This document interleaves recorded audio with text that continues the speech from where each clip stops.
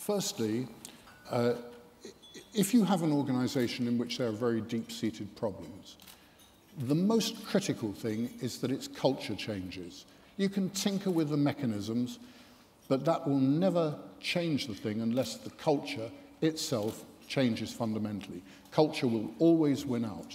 And I think that that generation, including some of the very good people who are in that generation, should stand aside and see a complete clean sweep right through the organisation.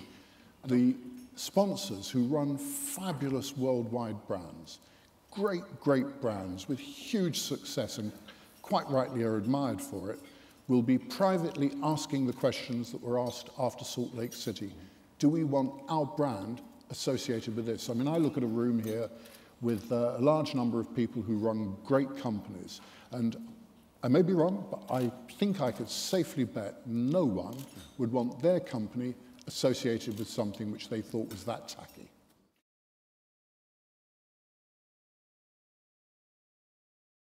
The reality is that in football, the real power, the real authority lies in the richest part of football. That is where all of the key decisions are taken. So if you really want to have an impact on football in England, persuade the Premier League. Do you think David Bernstein, he's the man who followed on from you in the job, will stand up to the Premier League? David's a tremendously good guy, and I wish him every success. I really, really wish him success. He's a very good man, and he's a very nice man. And I don't say that to be disparaging, but I just do observe that if you're going to take on these very, very big and powerful organizations, you've got to be prepared to fight a corner, and I hope he will be. I remember when I was a Foreign Office Minister, the first time I went to one of the most terrible places I had ever been. That was Darfur in North Sudan. And in this camp, everybody was desperate to know whether there'd be any food the following day. And people were dying all around, actually. It was a desperate, desperate place. And I ran into this small boy who was wearing a Liverpool shirt. I know you'd be pleased to hear this. Big Liverpool fan. Wearing a Liverpool shirt. And I asked the aid worker, because obviously I didn't speak local language, did he know, where had he got it? And it had come out in a bale of stuff with aid. And I said, does he know what it is? And she asked, and this little boy said, it's a Liverpool shirt, as though we were all idiots. And then I said, what does he know about Liverpool? And he said, this kid said, Stevie Gerrard scored twice the week before last. And I thought, if I'd been him, I'd be wondering about whether I was going to eat the next day. And he could tell me about Stevie Gerrard. And I said, how does he know about that? And they said, there's a wind-up radio in the camp.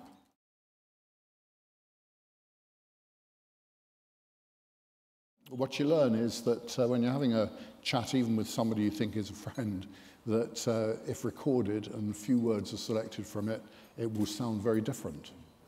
Not much of a friend then, really. No, I think that's a very good conclusion. I have to say she's not on my Hanukkah card list. The curious thing, of course, is that a number of the things that were said, even in a very casual conversation to a friend, have turned out, with other people investigating, to have been pretty accurate. And this is... Well, that's never pleasant, and you don't want your family exposed to it. I'm no different from anybody else. I found it very, very difficult to manage. But you try to haul through it, and I think the most important thing is the strength and the solidity of your family.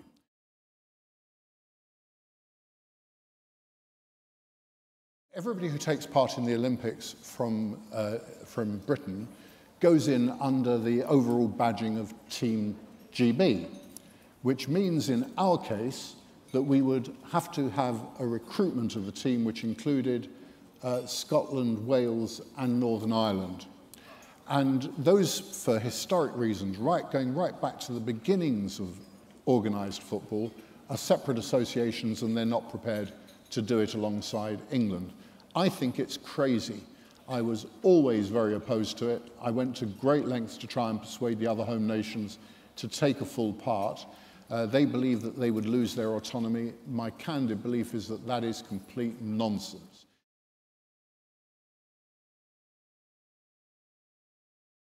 The thing which I found deeply frustrating after the first few months of the bid was this.